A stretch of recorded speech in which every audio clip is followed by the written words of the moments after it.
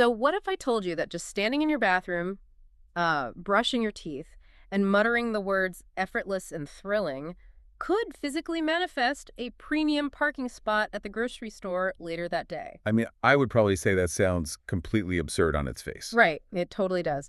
But today's deep dive is entirely about that specific, highly intentional manipulation of reality. Yeah, it's a concept called pre-paving. Exactly. And we are looking at this through the lens of chapter 14 from Rhonda Byrne's book, The Magic. The chapter is boldly titled, Have a Magical Day. Which is quite the promise. It really is. So our mission today is to basically dissect the author's blueprint for hacking the trajectory of your next 24 hours, like before you even leave your house. And it is a massive, audacious premise to tackle, for sure. Mm. To frame the mindset the author is operating from, there's this concept often echoed by figures like Deepak Chopra. He notes that intentions compressed into words actually enfold a certain magical power. Intentions compressed into words. Wow. Yeah, and whether you view that as metaphysical energy or just deep psychological programming, that is the core thesis of our source material today. Yeah. We are looking at the sheer brute force power of intentional preemptive language. Okay, let's unpack this because claiming that intentions and words have magical power is, well, it's a heavy statement. Oh, absolutely. If we are supposed to be constructing a magical day for ourselves, what is the actual mechanical process here? I mean, how do we supposedly control events that literally haven't even happened yet? So the mechanism the text introduces is built firmly on the law of attraction. And the author's specific application of it here is what she calls pre-paving. Pre-paving. Okay. Right. And the foundational rule of pre-paving is preemptive gratitude. Usually, we experience something good and then we say thank you. Sure. That's just normal politeness. Exactly. But the text flips that chronological order completely. Wait, so you say thank you first? Yes. The argument is that by saying thank you for the experiences in your day going perfectly before you actually live them, you are emitting a specific energetic frequency. Oh. And according to the rules of the law of attraction, the universe basically has no choice but to match that frequency and return experiences that align perfectly with your gratitude. Okay, I'm trying to visualize the mechanics of that. It feels a bit like placing a highly specific delivery order for a gourmet meal before you even leave for work in the morning. Oh, I like that. Yeah, like you aren't just hoping you stumble across good food later. You are putting the order in, you're paying for it with gratitude in advance, and ensuring it is fully prepared and waiting for you exactly when you walk through the door. That analogy captures the proactive nature of the practice beautifully, actually. Yeah. You are literally placing the order for the day's events. Right. And to prove why this is necessary, the author points us to the negative inverse, which is something I think every single listener has experienced. The snowballing bad day. Oh, yeah. Waking up on the wrong side of the bed. Precisely. The text argues that when you wake up irritable, and then, you stub your toe, and then you spill your coffee, and then traffic is just gridlocked. The absolute worst. Right. But the text says that sequence is not random. The author states emphatically that your initial bad mood actually caused the subsequent bad events. Okay, now I have to push it back a little bit here. Go for it. Because I really struggle with the literal physical magic aspect of this claim. Like, if I leave the house in a terrible mood and end up stuck in bumper-to-bumper traffic on the interstate, feeling grateful in my driveway 10 minutes prior wasn't going to invent a new lane on the highway, right? I mean, is the text claiming a literal shift in physical reality, or is this just a psychological trick where a good mood helps me tolerate the traffic jam without having a total meltdown? The text absolutely claims a literal shift in reality. Really? A literal shift? Yes, the author isn't just saying gratitude helps you cope with a flat tire with a smile on your face. The claim is that preemptive gratitude prevents the tire from going flat in the first place. Wow. Okay, that is bold. It is. Going back to your traffic example, the source material suggests that if you had pre-paved your commute with gratitude, the law of attraction would have caused you to, say, leave 2 minutes earlier. Oh, or take a different route entirely. Exactly. Smoothly bypassing the gridlock before you ever even saw it. The text explicitly states that this practice wipes out unexpected problems or difficulties before they happen. That is wild. So we are talking about actively bending the timeline of the day to your favor, smoothing out the friction before you even make contact with it. Precisely. The argument is that you are altering your energetic trajectory to intersect only with positive outcomes. But wait, you can't just slap a superficial thank you over a terrible, deeply ingrained, grumpy mood and expect the universe to start clearing traffic for you? No, definitely not. Because the frequency wouldn't match. If I'm super stressed about a deadline, simply whispering thanks for a good day through gritted teeth isn't going to fool the supposed universal law. And that is the critical prerequisite the author identifies.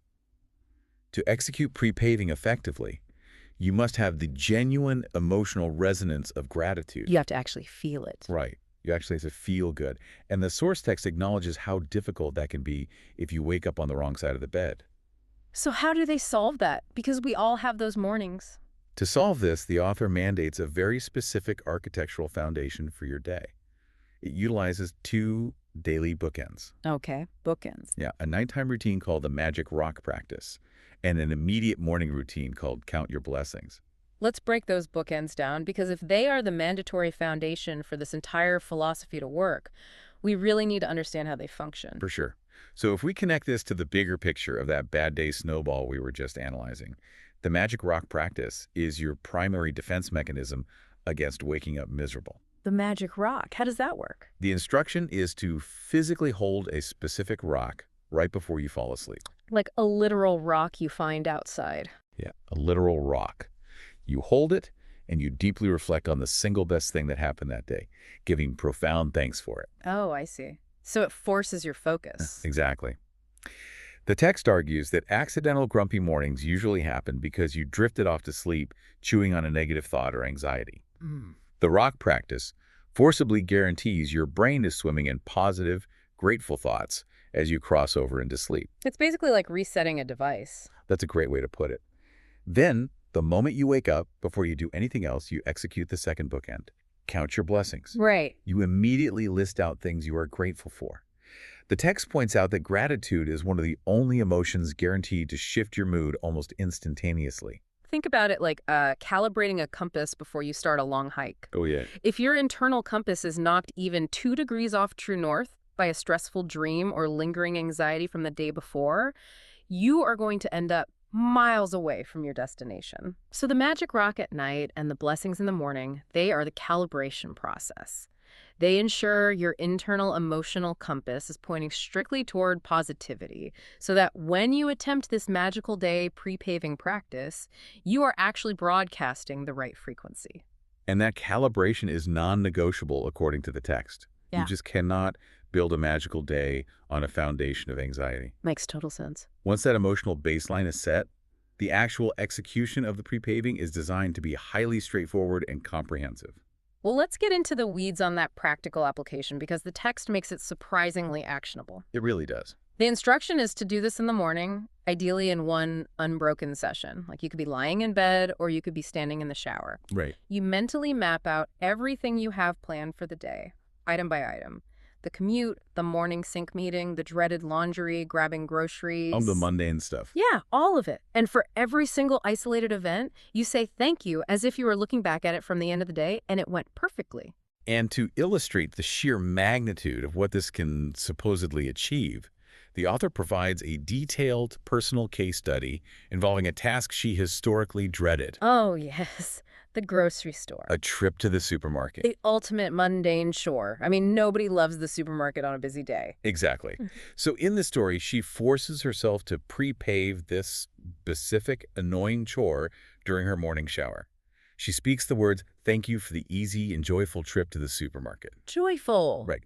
She openly admits in the text that she had no logical concept of how a crowded grocery store could possibly manifest as joyful. I wouldn't either. But she summoned as much genuine preemptive gratitude for that specific outcome as she could muster. And the resulting cascade of events she describes is honestly wild. It really is. It's not just that the store was quiet, it's an orchestrated sequence of, like, minor miracles. Yeah, she arrives at the supermarket and immediately secures a premium parking spot right at the entrance. Of course she does. Walking inside, she bumps into a friend she hasn't seen in a long time, which leads to plans for a lunch catch-up. Oh, that's nice. But then, shortly after, she runs into a second friend.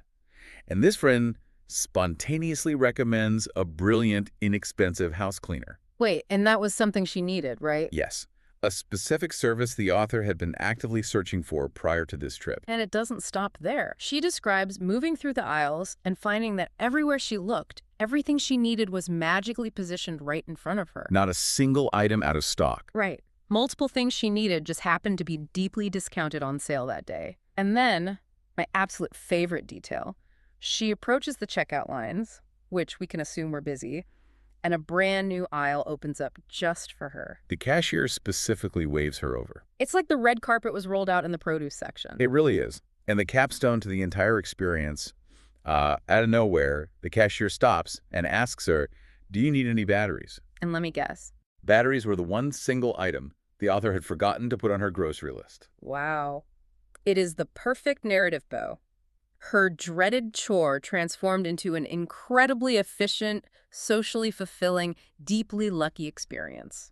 And what's fascinating here is the specific linguistic tool the author demands you use to achieve these kinds of heightened results. Right, because you can't just mumble it. Exactly. You cannot simply mumble a bland thanks for the meeting while brushing your teeth. The text explicitly demands the heavy use of superlatives. Ah, the superlatives. This is where the practice shifts from passive gratitude to active emotional engineering. It is.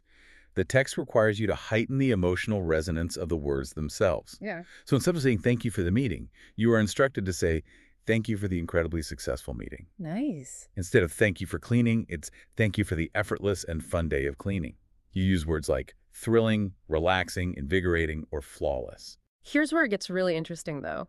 If we look at the psychology of language, superlatives are basically cheat codes for your nervous system. Oh, totally. Like when you use a massive, colorful word like effortless, your brain has to quickly simulate what effortless feels like in order to understand the sentence you just spoke. Right, it triggers the feeling. So by forcing superlatives into your morning pre-paving, you are chemically forcing your brain to generate the exact emotional frequency the law of attraction supposedly requires. And that physiological response is exactly why the author insists on them.